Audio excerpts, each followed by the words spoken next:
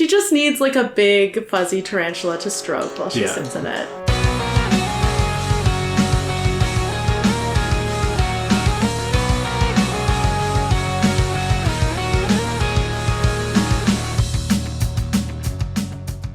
Welcome to Inchworm, the podcast in which we're inching through Worm. I'm Jenny. And I'm Ted. We read a chapter in an arc that's called Infestation, I think. What is it, 11.1? Is that where we are? You got there. Infestation 11.1. Yeah, it's this super one was exciting. Fun. Yeah. I really wanted to keep reading after the end of this one just because I was like, oh, Taylor's going to do some cool stuff. What's it going to be? Yeah. It was like one of those cliffhangers where you're like not worried, but you just like really want to keep going. Yeah. The beginning of the chapter was also exciting, though I did realize very, very quickly that it was probably a dream. Okay. Yeah. I was hoping to kind of like lurk near you while you were reading it so that I could get your commentary or moment of realization. What you would have heard was, wait, this is a dream, isn't it? On like the first page. Yeah. But it's pretty clearly a dream. As soon as we get to, which is, the second paragraph where she's like, Trickster, Ballistic, and Circus and other capes are like taken out so I don't have to worry about them. I was like, we didn't see enough lead up. Like, maybe this is really happening, but like, this feels like a really big leap. Yeah. And then I was kind of like paging through quickly to be like, is this going to be a dream? Is this going to be a dream? I was like, Coil and Dinah are in the cell. Like, this just doesn't. I feel like we're not cashing these checks so soon. Yeah. So then it was a dream. Yeah. Why don't I go through the dream sequence a little bit, and maybe the whole chapter, summary, and then I can get the rest of the chapter, and then we can talk more about it. Sounds perfect. So, as you have spoiled for our listeners, the beginning of the chapter is a dream sequence in which Taylor is in Coil's base. It's mostly undefended, except for a bunch of capes that she has seemingly defeated. Somehow. She finds Dinah's cell, but unfortunately, Coil's there too, and Dinah's dead. So she experiences two simultaneous selves as Coil uses his power. In one timeline, she kills Coil, but it doesn't matter because in the other timeline, he uses scopolamine powder, the devil's breath, to paralyze her and make her obedient to all of his whims. It's, the kind of substance that can turn people into zombies, and she starts to comply even though she's fighting against it. And as she grapples with how she was too late to save Dinah, Coil takes off his mask, and it's her father. Dun, dun, dun. She wakes up. She's drenched in sweat. She's had lots of nightmares. She's like, yeah, I understand what my brain was doing to me with this nightmare. It makes sense. These are all the things I'm guilty about. And she does reflect a little bit on the reality of the ticking clock with the Dinah situation. She gets out of bed and starts to get ready for the day. It turns out she is in her new base of operations, a 3-story building at one end of the mostly demolished but being rebuilt boardwalk.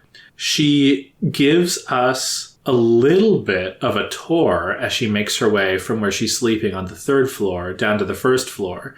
The 3rd floor she thinks of as Taylor's. It's a living space, not much going on there except an internet connection right now. The 2nd floor she thinks of as Skitter's. And this floor is decorated with terrariums covering all of the walls, filled with spiders whose shadows are projecting against the walls to make things seem even scarier.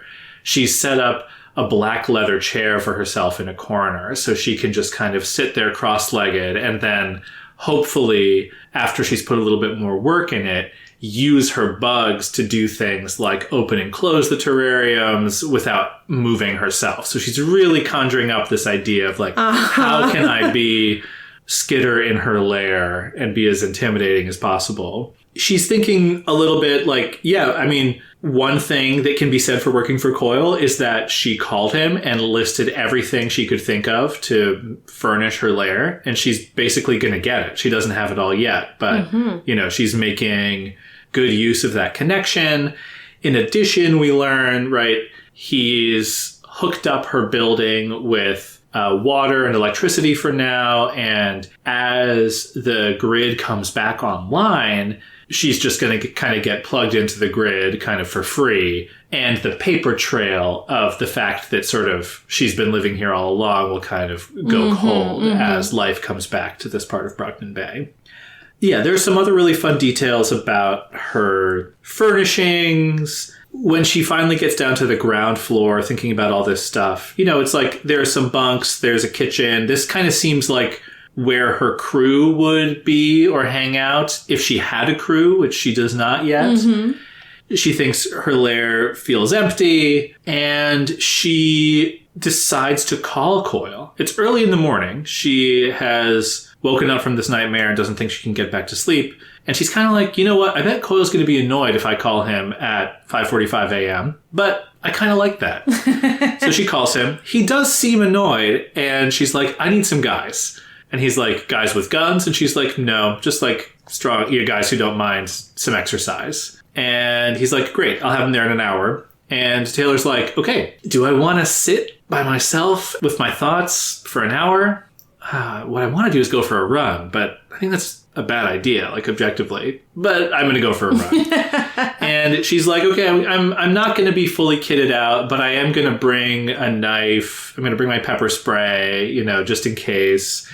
I'm going to bring some bugs. And as she's getting ready for her run, she has this scene where she looks at herself in the mirror and reflects on how she's changed physically and how the way she feels when she looks at herself has changed. How her physical features and imperfections don't bother her nearly as much as they did, but how she feels so much worse about herself psychologically. Like the guilt that's weighing on her comes to mind when she looks at herself in the mirror.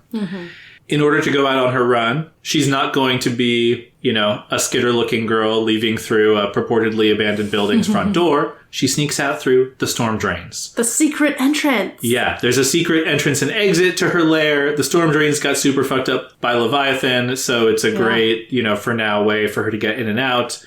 She starts running along the beach, or it's like the beach/ruined boardwalk area. Basically, a path has been cleared where debris has been pushed up away from the water, and there's a little bit of a concrete wall by the ocean, so stuff doesn't get like washed out to sea too badly. And there's kind of like one clear lane for her to run down.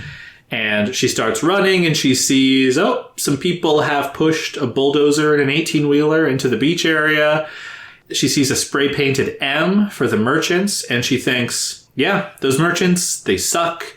They're like animals. This is the kind of shit that they do, just kind of looting and chaos for no good reason, stealing supplies. And she's like, I'm going to have to deal with them. You know, I'm going to have to deal with them when they come to my territory, and I'm going to have to deal with them again after they go and round up a mob to come at me after I deal with them for the first time. Yeah.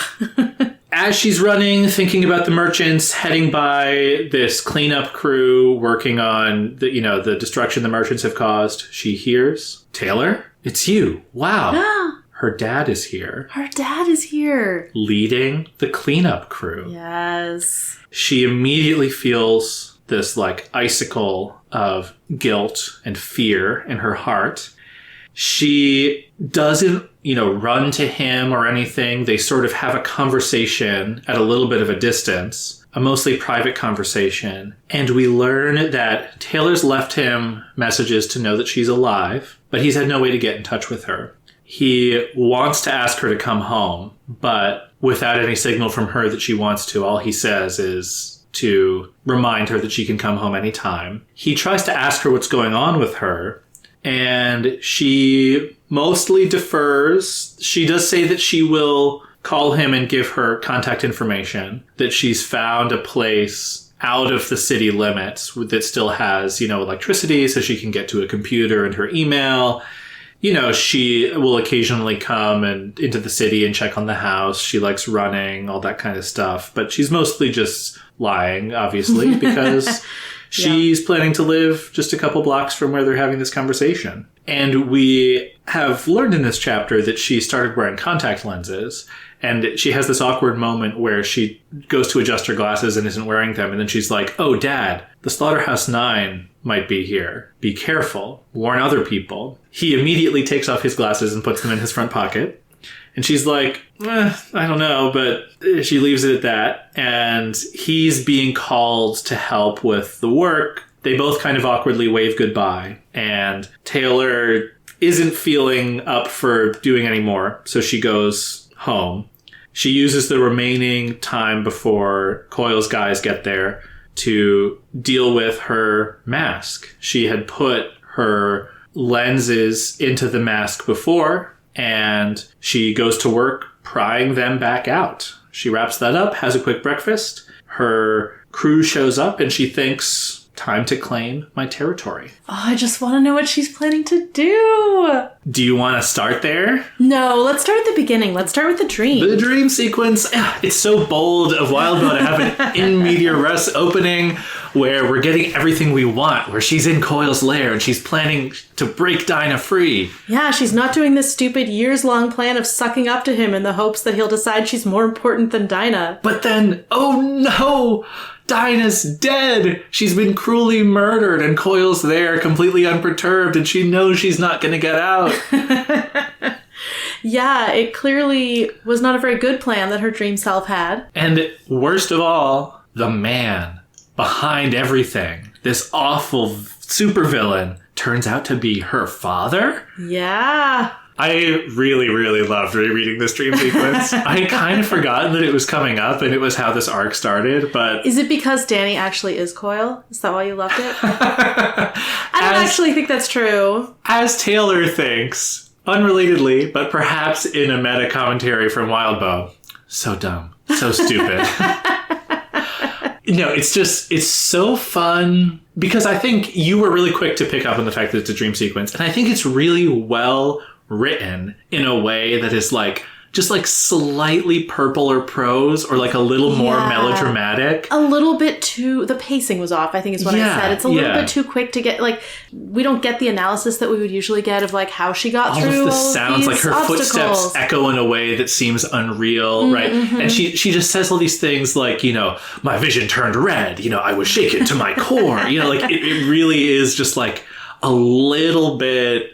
A little exaggerated. Yeah. And in addition to the like narrative logic of like you would never skip to this, right? It would just be bad. It's like maybe like you were would saying, go to it and then jump back. Right, but it's too much defeating all the heroes, Dinah dying randomly, you know, like none of it. Yeah, I mean by that point, like if you don't see it coming, right, you do get to experience Taylor's nightmare along with her. Right? Like if you fall for it, you're going to be really horrified by the description of her nightmare or her Dinah. Terror dream. She's not sure of the distinction. What the heck is a terror dream? I've never heard that phrase in my life. Like a night terror? I guess like a night terror. I've heard that. Yeah, okay. I mean, that makes sense. I don't know off the top of my head how I would characterize the difference, but between I feel a nightmare like and a night terror. I feel like I have nightmares. I've never had a night terror. That makes sense. That is a phrase I've heard. I was like, she's acting like this is a thing that she. But like that isn't a thing. I've never heard of this. Yeah. Night terror makes more sense. Yeah. So let's talk about what the dream means. Yeah, well, I mean... A lot of pretty obvious interpretations. I'll start with what Taylor says. She's like, yeah, I mean, clearly my scumbag mind is dealing with, you know, in addition to my long-standing feelings of guilt over Dinah, the bad feelings I have about my relationship with my dad, and now my new guilt over what we'd done to Shadowstalker, you know, all that stuff was kind of mixed up together. So... Yeah, she's worried she'll be too late to save Dinah. She goes on about that a little bit, which, I mean, yes, I think that's a valid concern if her actual plan is just to become more useful to Coil than Dinah is. Terrible plan. She's, for obvious reasons, concerned about how difficult it would be to fight him with his power. Yeah. I love that was also, to me, that's the moment where if you don't know, when like she experiences the timeline splitting, it's like, that's not how like, that would work. That's not how that would work at all. Yeah. It's very funny though. I was so curious about the scopolamine. I looked it up, and on the Wikipedia page, like in popular culture section, it talks about, scopolamine is known as devil's breath, but it talks about this usage of like airborne scopolamine to like sort of brainwash victims. And it says like, this is like the validity of this is debated. Well, yeah. I mean, it's in a dream, so of course it can do that. Yeah, of course, right. So I think there's absolutely no scientific evidence at all for this kind of effect in real life. Yeah. But it's a common urban legend with this and other types of things. Scopolamine is used it's like an anesthetic, and it's used to treat nausea. You would have like a patch that you would wear that would take effect after a little bit of time. And then it is like a deliriant type of hallucinogen at very high doses, but it's usually like a bad high. Yeah, so, and it seems like it's used a lot in crime, like to just kind of knock out your victims. Yes. Yeah. So like full incapacitation, right? Like it can make your heart flutter and stuff, right? But sort of this version of it is very fanciful, which is fitting for a dream. Makes sense for the dream. I thought it was fascinating, though, to have this element be introduced because it's not cape-based. Mm-hmm. It is like a thing that Taylor must know about from her former life. Yeah, you know, like it's just like a nerdy thing. Pop culture thing that she knows about. But it's also another beat on this theme of people being controlled and helpless to do anything. Oh, that's so true. Right? It's so fun to get another one. And it's also a mirror to, Taylor doesn't know this, but it's a mirror to how Dragon was feeling. Coil instructs her to look at him. Oh. And she did. I was glad to, like a compliant, eager-to-please child. A part of me wanted more orders. In that drug-induced haze, I wanted to lose myself in obeying. Wanted to serve. That way, at the very least, I wasn't to blame for my own actions or the tragic consequences that followed from them. So, right, that's what we were kind of projecting onto Dragon. It's not really what Dragon experienced. Oh, it's really the opposite, but that moral idea, right? Yeah. Like Dragon's like, don't give me any credit because I'm only I have to do this, right? Like and I want to, but if she changes, even though she wants to, we'll have to do it involuntarily. This is more like it's sort of a like self-infantilizing impulse. Yeah. It's like I just want somebody to tell me what to do. Of course. And then just like it's like very relatable. Right. And I mean with the parenting thing too, right? It's like I have now struck out on my own, but it's like there's that part of me, that inner child that's like if only mommy and daddy could just tell me what to do. And she's feeling so guilty about the stuff that she has done and probably the stuff she's for some reason planning to do that she wants to not hold that responsibility. Yeah. She's navigating this really difficult course and of course she'd rather just give up and have a break from it on some level, on some unconscious level. Yeah. The thing where Coil was her dad, I mean, there's just so many layers to that. There's the way she felt when Danny had her captive that she is comparing to how Dinah is experiencing being captive by Coil. Oh, yeah.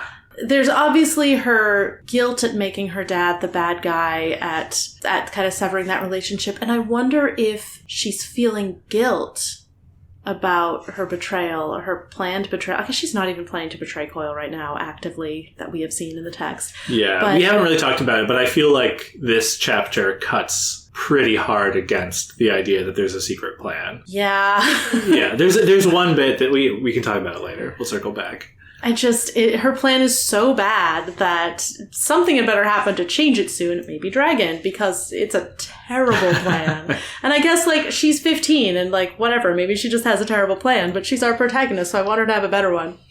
But I do think if she is working against Coil, even just in her desires, like she doesn't want Coil to win, then there might be this feeling of like, okay, but he's giving me all the stuff. He's giving me everything I want. He's setting me up in this great building that most people don't have, and yet I am turning on him. And that might be a weird sort of guilt. Yeah. Like she's betraying someone she really cares about, like she already did when she left Danny. That's so true. That is really true. Right. She's projecting her daddy issues onto Coil. Right. Yeah. Like she is feeling her least addressed of the things that she's grappling with, right, is that she thinks that Danny won't like her anymore if he knew about her villainy. Right. Which makes it funny that she's imagining Danny could be Coil, because in that case, he'd be fine with it. Right. But it would still sever that relationship for her. But it's almost a fantasy. And she directly compares them, right? Like, she's like, I could understand it. He'd been struggling to fix things, watching people failing to find work, knowing it was the city government that was to blame.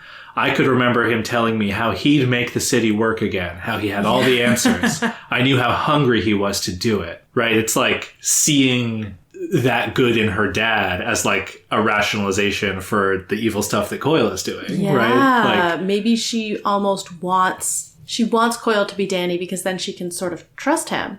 It's when Coil first showed up and she was like, oh, he'll fix the ferry, like he'll fix all of this stuff, and it is that fantasy maybe.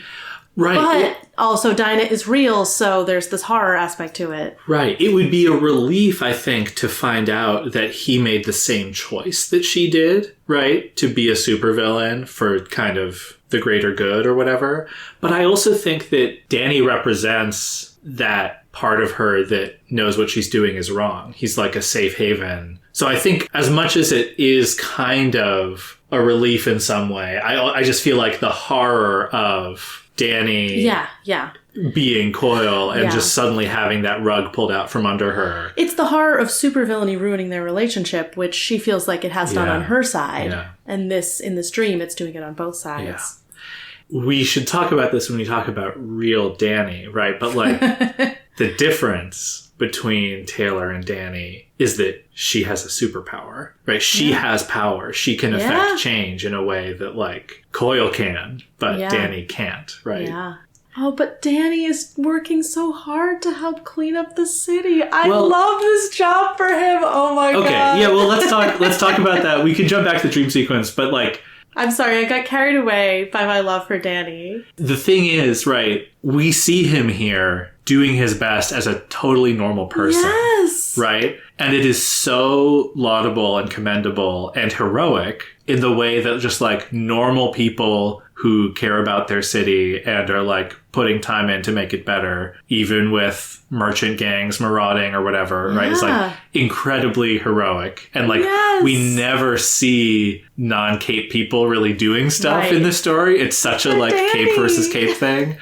So it's so nice to be reminded that people like Danny exist, and in particular that Danny is this awesome. And that it's also the fantasy of like we were saying with Dragon Unchained, right? It's like give Danny a superpower or like make him the mayor or whatever, you know, like just like give the guy who's clearly a good guy but has no power some ability to make change. But what you were just saying is the difference between Taylor and Danny is that Taylor has a superpower. She got a power, decided she wanted to make change for good, discovered that the hero sucked. She could only really do anything working with villains, and now she's in this tangle, really, to use a word from the past. Yeah. Maybe Danny as an adult would be able to navigate that better, but I don't think Taylor's goals and ambitions are any worse than Danny's would be. Like, it's just that she has ended up in this situation where she's a villain, and would that happen to Danny too? Of course. And that's what I was saying about Dragon too, is right. It's like you need the power to get stuff done, but if you don't have the accountability, which most of these capes in the world of parahumans don't seem to have much of, then it's tough. Yeah. I do just want to read this bit. We should talk more about the Danny conversation, but when they're saying goodbye, he hurried to where he was needed, and I turned to run back to my place, my lair. I hadn't run nearly as far as I'd wanted, but I wasn't up to continuing. Oof. So this, like, idea that she has this, like, scheme going on, right? And we are very excited to read about it, her taking control of this territory. But, like, she's setting up a lair, and he is out on the streets where he's needed, right? Like, doing good in a very non-capey way. Yeah. Now I just want to talk about her lair, but you wanted to go back to the dream sequence. Oh, yeah. I mean, we don't really have to go back to it that much. I did want to point out, while she is paralyzed by the devil's breath, she cries a single tear down her cheek, which is a really nice mirror of Sophia crying a single tear at the end of Regent's Interlude. I thought that was a great detail. The dream sequence in this chapter really is just like such a great kind of synthesis of a lot of the themes that we've had, you know, in a way that carries us forward. But let's talk about the lair. Oh my gosh. I mean, it is, first of all, notable that you got to be a supervillain in this city to get anything good.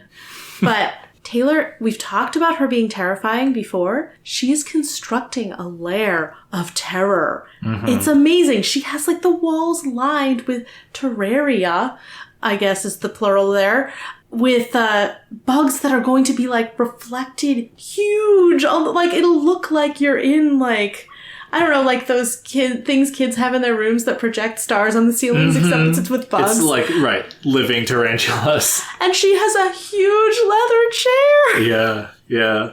And she's going to construct or have someone construct mechanisms so that other bugs can open the cages so that they can just emerge on their own. Oh my gosh, I love it. It's amazing to see her apply herself to truly being Skitter. Yes. Right. Yes. This is a real commitment to villainy in a way that we haven't seen from her before. She's like, well, if I'm going to be a supervillain, I'm going to do it right. I'm going to have a lair, you know. It reflects, you know, Dragon and Colin talking about, like, she's really committed to villainy now. And, I mean, yeah, she has, like, created the aesthetic. Yeah. And her power lends itself to that so well. Yeah.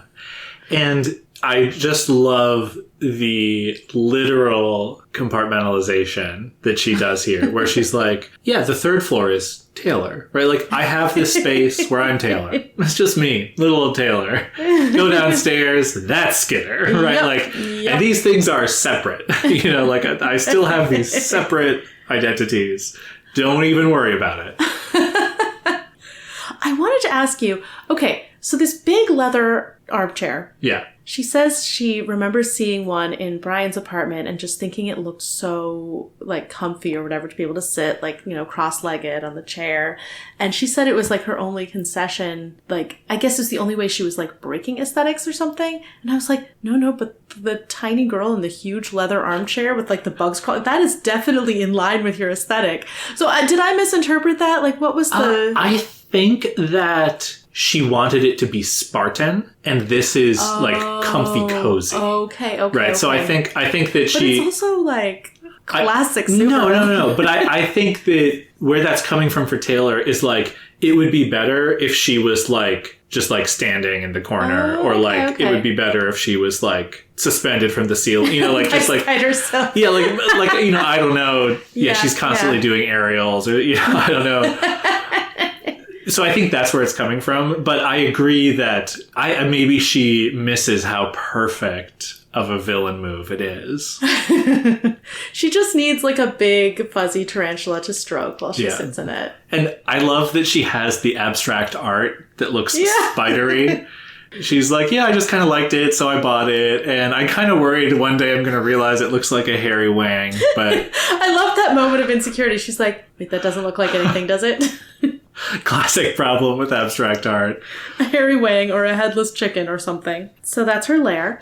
I gotta say, this whole thing where the Undersiders all have different lairs, is it really because Coil wants them to take control of the territory and so he wants to spread them out for that? Or is it because he wants them to not be as strong a group? Good question. Because this really is undermining the band of 5, 6, how many are we right now?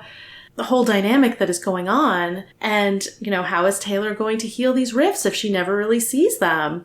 I also feel like, how are they going to fight as well together? But, like, maybe Coil is sort of gambling on, like, well, they'll still be able to fight well together, but, like, they won't be a united front against me, potentially. Yeah. Kind of a divide and conquer type thing. Well, I definitely think, especially the idea of giving them staff, right? Yeah. The way that he's like, not just will you be alone in your lairs, right. But like, oh, now Bitch has some people that will work with her. And and Tattletale has this whole squad that's like accentuating her powers, right? Right. Sort of banking on this idea that they will be able to all be their own kind of like mini Coils, right? Like he's creating his corporate managers, ladder. Yeah. Right. Middle managers. Right. And of course, middle managers are much easier to control than a well-unionized force of capes.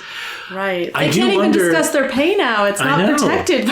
I do wonder, though, because we heard that he wanted the Undersiders to hold territory. Yeah. But then we didn't get the details of that until they're getting split apart. Mm-hmm. So I do wonder was this always Coil's intention? To split them apart.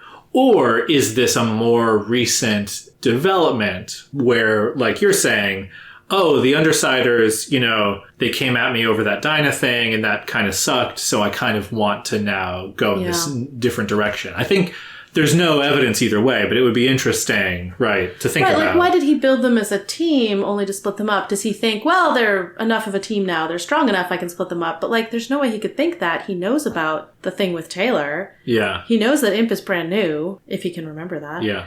I just feel like whether he meant it all along or not, certainly easier to control, manipulate, influence them if they're separate.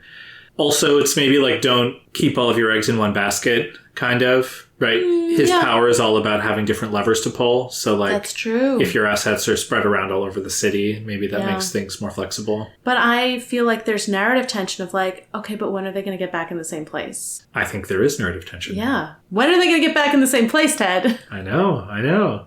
I'm hoping this is just a, to use the word in a different sense, interlude where Taylor is alone in her lair, but we're going to get the Undersiders united again. Yeah. Maybe once she realizes her plan is stupid and she needs to change it. Well, yeah, I mean, I guess, like, say more about that. I also, of course, want them to get back together. But, like, why? Yeah. Why do we care? Taylor's our protagonist, right? Like, why do we want her to have her Scooby gang? I mean, a Scooby gang is like a big draw in reading a narrative. Like, the found family is part of what we want for Taylor, right? Like, that's the reason I wasn't necessarily on board with it, but, like, that's the reason she joined the Undersiders in the first place. Yeah. And that's the great thing about it.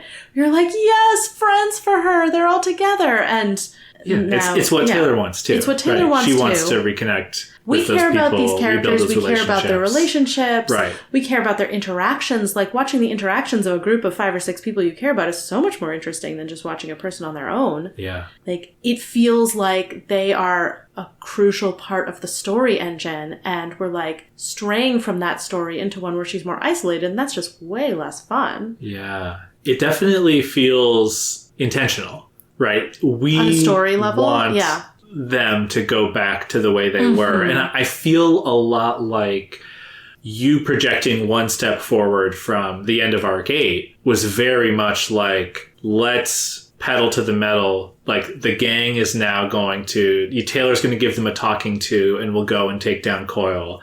And as we're getting into the start of book 2, I feel like a lot of, like, roadblocks have been set up. The kind of like, we're spreading Taylor apart. We're giving her these new problems to solve. Like, we're putting her in this state of mind with Dinah that's a lot less, direct action oriented. We're introducing the merchants, the Slaughterhouse 9, all of these other sort of, like, potential obstacles. We're taking this circuitous route towards, Right. So it does really feel like that is all intentional setup. And I felt a lot like this chapter is, again, very much a statement of intent for book 2 of Worm. Because we had, like, an in media res arc, right? Like, their whole heist job. Right. And now it's like, okay, now we see Taylor, in her lair, right? Like, we're having her meet her dad again. We're giving her another moment to see herself in the mirror and reflect about how she's grown and changed, right? And I'm not trying to tell you what to expect. I don't want book 2 to be the book where she's separated from the Undersiders the whole time. I'm not telling you what to expect, but it definitely feels a lot like, how much are we setting up kind of a new normal or a new dynamic with Taylor alone in her lair. It's funny. I feel like if she had somehow, like, split fully and finally from the Undersiders at the end of quote-unquote book 1, there would be less tension about it. Like, this thing where it's like, no, she's still with the Undersiders, but we're not actually resolving the thing where those relationships are kind of broken. And, like, it's just this awful middle ground where I'm like, I don't want this. Like, the idea of this continuing for another 8 arcs is, like, awful. So I hope it doesn't. Although, I'm sure if it does, I'll get distracted by other things in the story and it will be fine. But Yeah. Again, I feel like I don't want to tell you what's going to happen or not happen. I just feel like that's part of the fun of such a long story where it's so long. True. And being here, like, if you're reading it as it comes out, right, again, you don't know, right? But it's like, That's kind of my experience, honestly. And we saw well, I guess I know how long it is, but I still have to I'm really leaning into this like, oh, it's the start of book 2 thing. But we have seen in many arcs the status quo change so fast, right? We had end of arc 6, she commits. End of arc 7, Dinah. End of arc 8. Touch. Right. So like, who knows what crazy stuff is going to happen next. But yeah. I do feel a lot like the way this is written is circling back to a like, let's check in with Taylor on her own and her new routine and like try and like build a new thing. And maybe the narrative will linger there, maybe it won't. Yeah, I guess we'll see. I am really excited to see how she deploys these people. Like, honestly, this is a little bit Taylor's dream scenario of like, just send me some bodies that I can direct to do stuff. And then like she gets to just like, she actually would be a great well, she'd be a great director of people who have just been told to completely obey her. Like, I don't know that she'd be great at like the interpersonal part of management. Developing the talent and helping them grow, That's the thing, and we're going to keep bragging on her about her plan, but she does think a little bit like, I was worried I wouldn't earn Coil's trust and respect. Until this was resolved, I wouldn't be able to rest, take it easy, or have a day to myself. Not in good conscience. Depending on what happened, it might be a long, long time before I could relax again. And so I guess you could read that a little bit of like earning Coil's trust and respect is step 1 to her plan. But it's like... It sounds like that's her only plan. If that's an end in itself, it's like, well, how are you going to do that? And then the reason I thought of this is she's like, oh man, I'm up early. I'm grumpy. I'm going to call Coil and annoy him.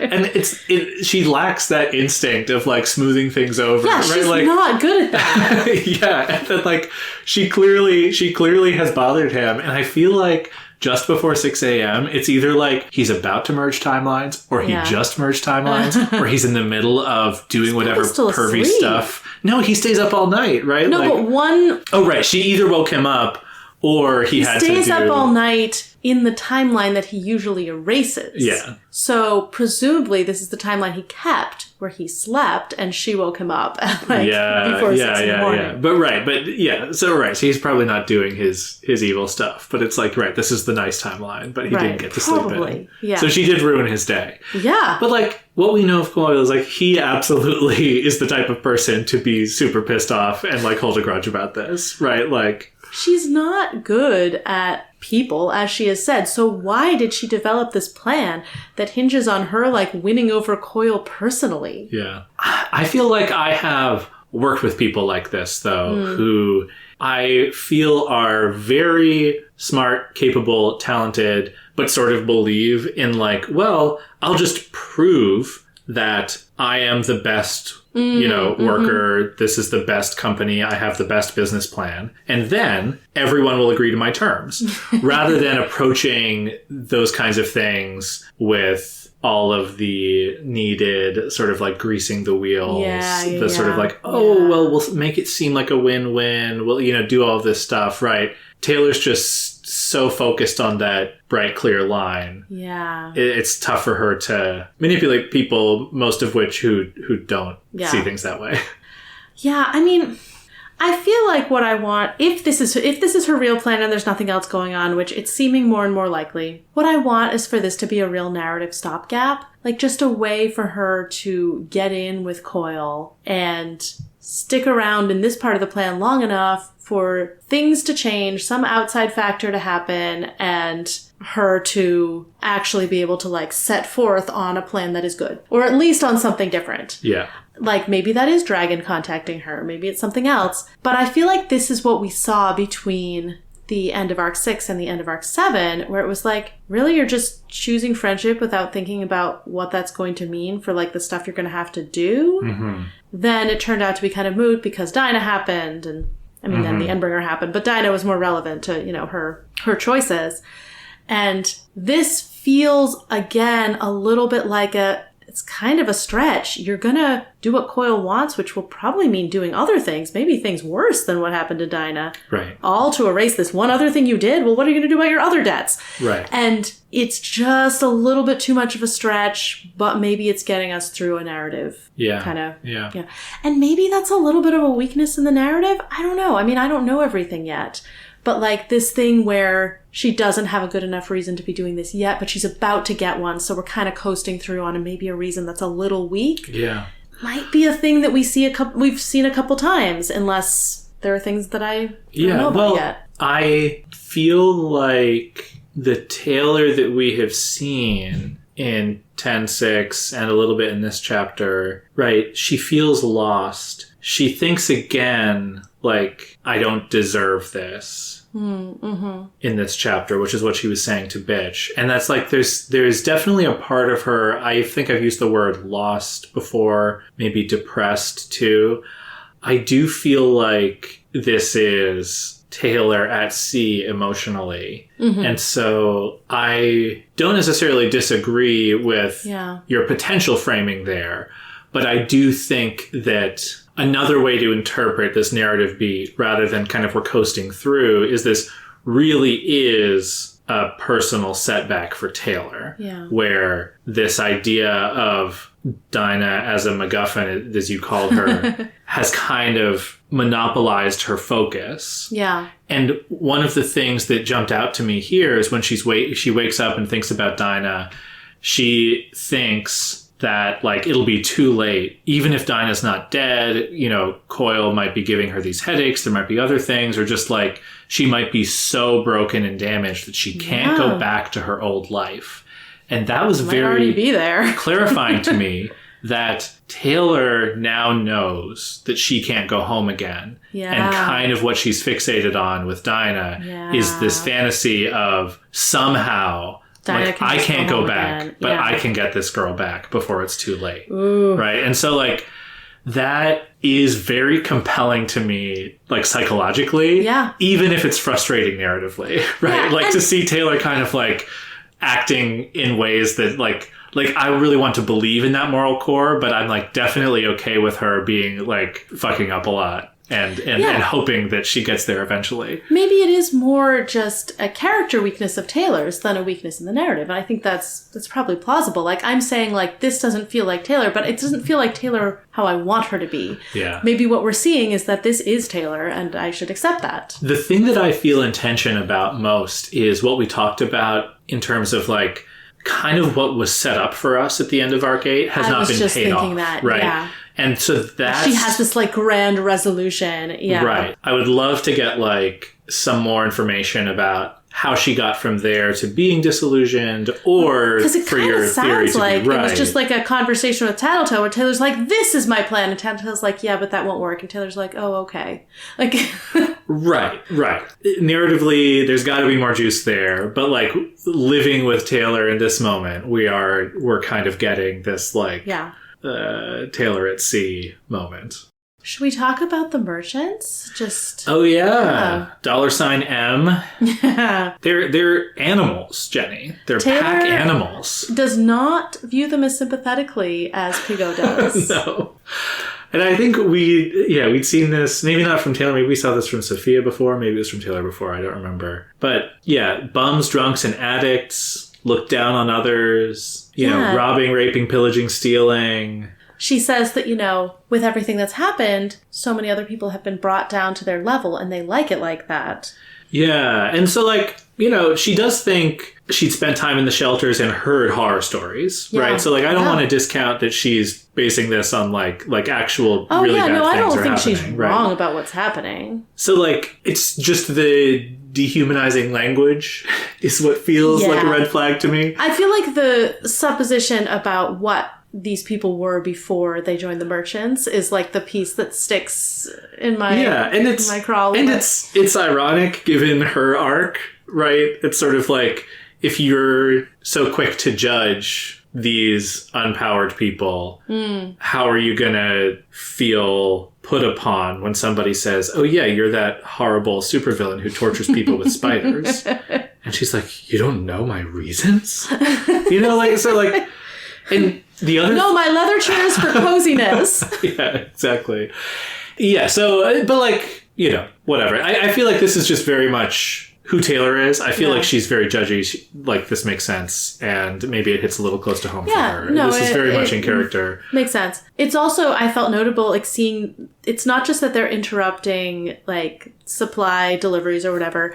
They're also actively sabotaging the rebuilding of the city. Yeah. So I am glad that Taylor's job seems to be getting them under control / getting them out of her territory. I mean, that Right. seems good Right. as a goal. They're being set up as a problem, and in conjunction with this idea of, like, Boardwalk 2.0. Like, Yeah. she's like, oh, I've got this primo real estate. We're going to be rebuilding. You know, it almost Not in my reminds me... backyard, merchants. Right. It reminds me of, like, now we're doing, like, Deadwood or something, where it's like, the city has collapsed, but we're rebuilding, and we're just going to put, you know, like, one thing together, and, like, Taylor might be a supervillain, but she's a civilizing force, and we're going to push back against, right? Like, Yeah. I feel like that's kind of the vibe that I'm getting from this conflict, which is a very fun narrative to be getting into. I'm really rooting for her. I'm very in it. invested in, like, oh, I want to see her. It's like The Sims. I want to see her put all the things Yes! on her Oh, pedestals in her lair, and then she's absolutely. going to have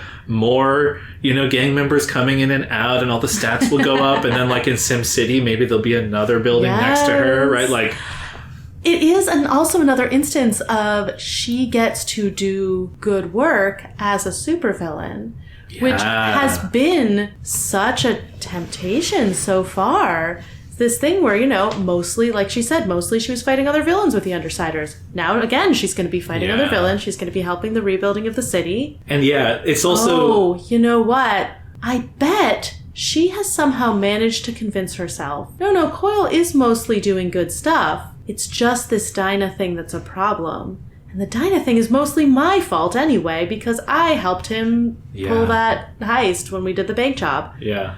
I'm realizing, like, it's something I immediately put onto the narrative that, like, oh, if he'll do this, then he can't be trusted. She has never said that. Yeah. She's never, as far as I know, thought that. It has, oh man, okay, this actually does change things for me, because, like, it really is just about Dinah for her. She's like, oh yeah, this is, like, the one bad apple. Yeah. Not exactly, you know, Dinah's not a bad apple, but, like, this is the one blight on Coil's plan. Yeah. And she does actually think if she can save Dinah, the rest of it will be okay. Oh no. Oh no, Ted. I'll let you sit with that for a minute. Yeah, okay. Taylor, you fool. He's shown you who he is. You have to believe him. Yeah. Oh. It's another type of thing that, if that's what's going on with her, she's taken something that should be an obvious truth and, like, sublimated it into something else, rationalized it. Yeah. Is this because she's 15? I guess she's just a kid. I can't blame her that much for this. But, like, this is such a bad sign. Yeah. He kidnapped a 12-year-old and is feeding her drugs and keeping her in a cell so that she'll give him numbers. Like, Yeah. you cannot let this man rule your city. I mean, that's another way in which she's alone, right? She doesn't have a person. The only person who could plausibly say that to her, call her out on her comb over, is Danny. I think that she knows. Because all the other Undersiders are worse villains, quote unquote, as far as we know. Or Dragon could. That's true. Dragon could. That's true. Dragon's gonna figure this out. Yeah. I believe in her. Yeah. That's my wife.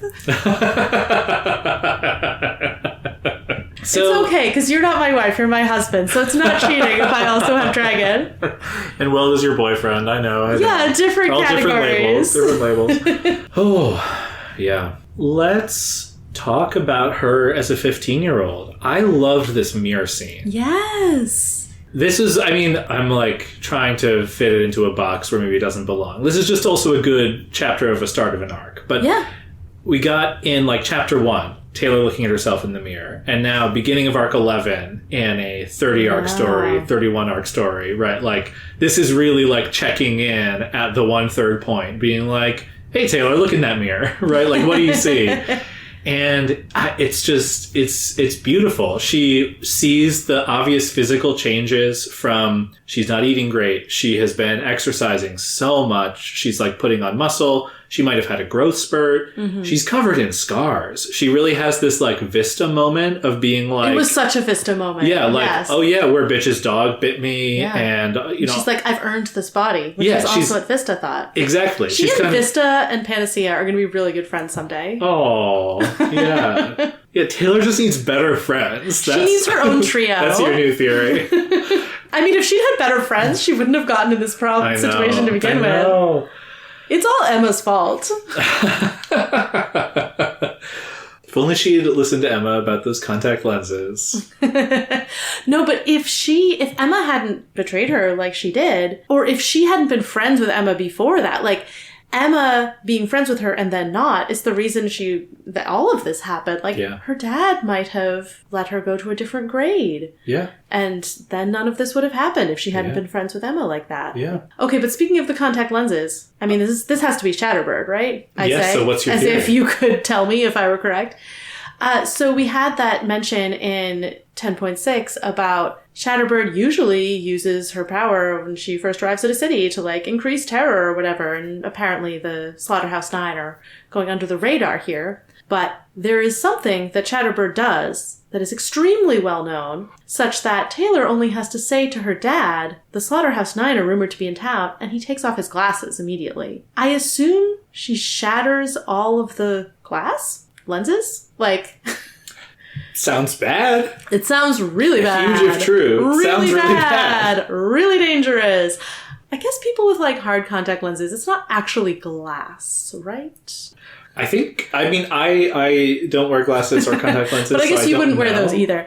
I'm kind of like, why do people wear glasses at all in this world? If there's a cape who will just come into town and before you know she's there, shatter everyone's glasses. I mean, it's like the Endbringers thing, right? Like, why do you live in a city? Why do you live in a place? Yeah, exactly. Yeah. Exactly. Why have they not just all spread out evenly across the countryside? Right.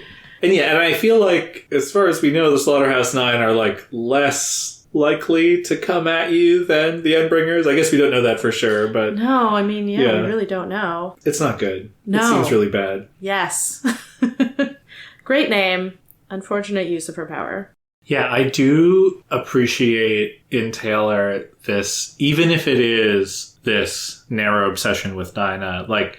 She's making use of Coil to get all of this stuff, but she's not getting any joy out of it because it's like there's no ethical consumption when you're working for Coil is like what she's thinking, right? She's like, I'm taking these great hot showers and I have all this cool stuff coming, but Coil sent it to me. So there is this like burning rage about it. But I do feel like if she managed to set Dinah free, would she be like, I love my second floor full of creepy spiders with my armchair of intimidation. Yeah. Like, I love my Skitter villain persona. Like, is that what she's saying? I don't know. I mean, it is cool. Can't argue with that. What I'll say to her credit is she is still clearly haunted by the dislike that Danny might feel. No, that is true. And I think she thinks about both of her parents in this chapter, and she thinks her dad wouldn't like her and her mom would be disappointed in her, which I loved as two slightly different variations on that theme. So that part of her is real, but so there's a question of like, is Dinah a problem? Obviously, yes. Is Coil a problem? Unclear. She doesn't like him right now.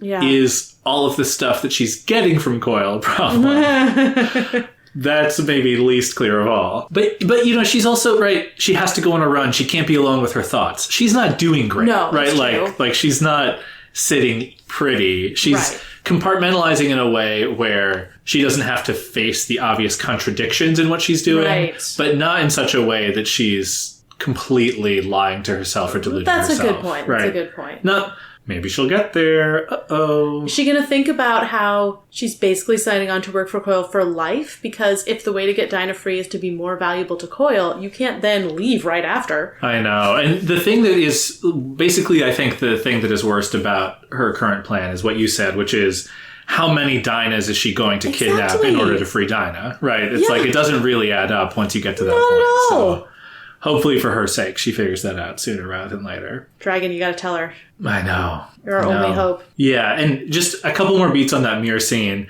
Right, just like she doesn't care about her physical flaws, she can still list them out, right? Like wide mouth, no boobs. Yeah. She's like nothing feminine, which still feels like a little bit of that Judgy Taylor from before. But it's fascinating to have gone from I'm ugly, but a good person when she looks in the mirror to I'm okay, but evil. Right? And she's like, she looks at herself in the mirror and just feels this overwhelming sense of guilt. Yeah. Right? It's like, I'm seeing my psychological and moral flaws and not my wide mouth.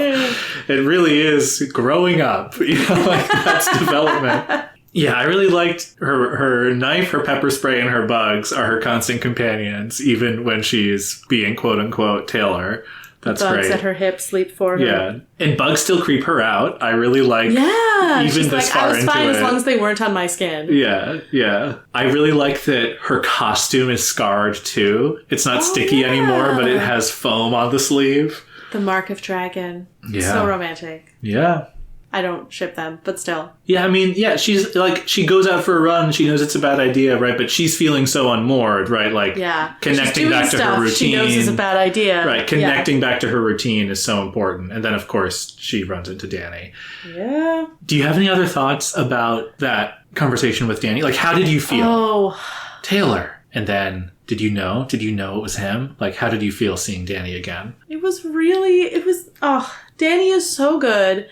And I just want Taylor to be reunited with him. I want her to be able to have her dad again. Yeah. And I want him to be able to have his daughter again, because he is actively suffering for it a lot more than she is. Yeah. Like, she's at the age where she's kind of like striking out on her own, even though this is a very extreme way to do it. Like, it does kind of feel natural, and she's got a lot of other stuff going on to distract her. But he has just lost this daughter that he's supposed to be protecting and raising. And I mean, thank goodness she called him. Yeah. I'm so glad she left him messages. And he's just like sitting there replaying those messages. And that's heartbreaking. Yeah. He's putting himself into his work more, probably, right? That's all he has now. Yeah, and I'm glad. It seems like it's good work. It seems like he's doing it well. It seems like he's doing a really good job of not repeating the mistake that he made at the end of Arc 6. He's like giving her space. He's not demanding anything of her. But it's so sad. He says, like, I couldn't bear to ask you and for you to say no. Yeah. And then there's silence. And Taylor's like, I hate myself for not saying anything. And he's like, but just so you know, you can come home. Oh, yeah, my heart. No, it's, yeah. And then he can't even keep talking to her because he has to go back to work. He has to do this job, and there are so many people counting on him, and he also doesn't want to force things with her, so it doesn't make sense for him to, skip out on those obligations. But I am glad that we had the hope of, like, she's going to give him a way to contact her. Mm-hmm. So things are maybe moving in a good direction. Yeah. But there's so many things in her life that she's going to have to figure out before she can, on an emotional level, go back to that family connection. So, and this is another sort of narrative loop, right? Danny was so important and so frequent, and it's been a long time. Yeah. But it's really nice to get this thread just coming back into the story again, right? Keeping that alive. Right. Yeah. Oh. There was a moment I wanted to ask you about. At first, he's like, what are you doing running? And then he kind of stops. Yeah. And she's like, why did he, like, what's he doing there? And then he kind of mutters something to the guy he's standing with so that they'll be left alone to talk. Yeah. Do you have an idea of what? Oh, I mean, I felt like her interpretation of it made enough sense that I didn't really think beyond that. She's like, was he so scared of driving me away that he wasn't, willing to express any kind of concern about my current lifestyle?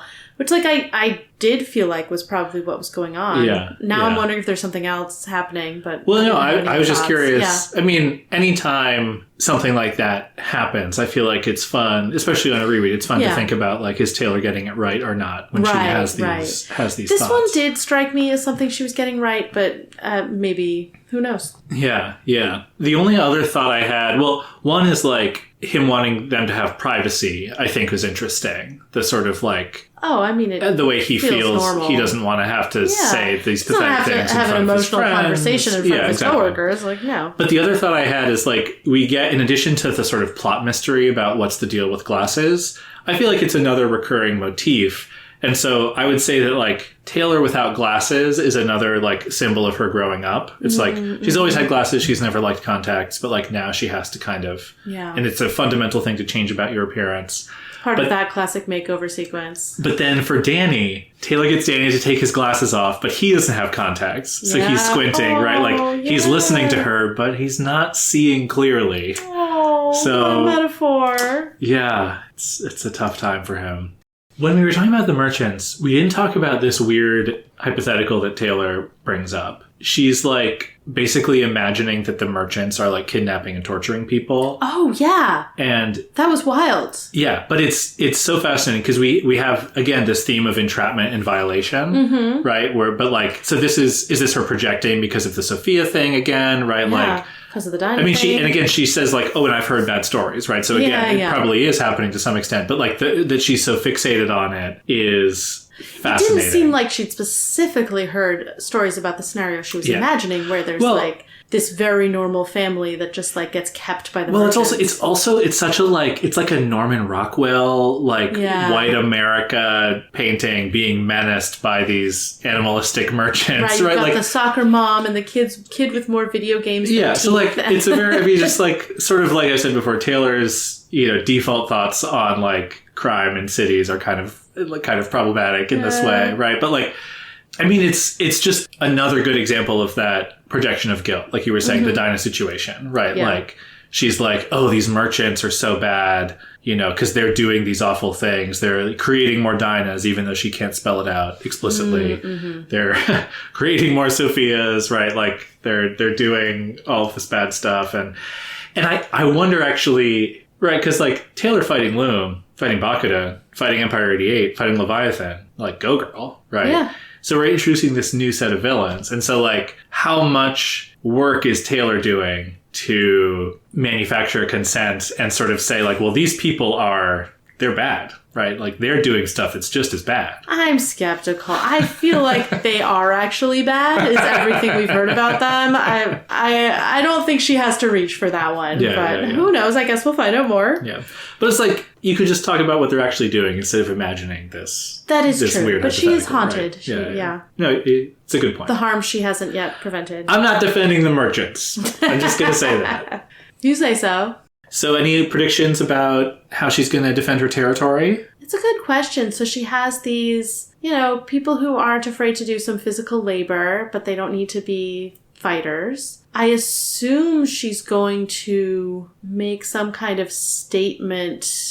It's probably not like signage, but like, I don't know. I don't really have any ideas. I hope that she's better at this than I am. All right. They're going to put up a sign. I don't think they're going to put up a sign. Next time. No, I got to give you the sentence. There are no new Cape names. Water sprayed in the truck's wake as we... Oh, so they're driving somewhere where she's going to put up a sign. What does the sign say? Skitterland. Oh, I want to go to Skitterland. I don't want to go. It's a creepy place. There are a lot of spiders. They crawl on you. Don't make me go to Skitterland. You don't have to go to Skitterland. Until next time. On Inchworm.